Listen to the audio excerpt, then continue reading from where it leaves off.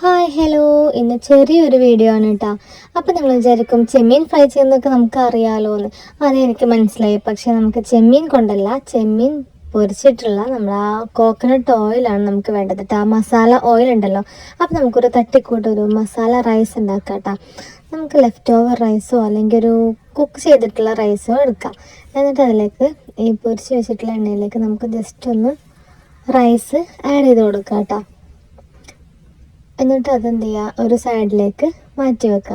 എന്നിട്ട് അതേ സെയിം പാനിൽ തന്നെ നമുക്ക് ഒരു സവാള, ഒരു തക്കാളി, ഒരു പച്ചമുളക്, ഇത് മൂന്നും ജസ്റ്റ് ആഡ് ചെയ്ത് കൊടുക്കുക. അപ്പോൾ രണ്ടും ഒരു പാനിൽ തന്നെയാണ് കേട്ടോ, സെപ്പറേറ്റ് ഒന്നും ചെയ്യണ്ട.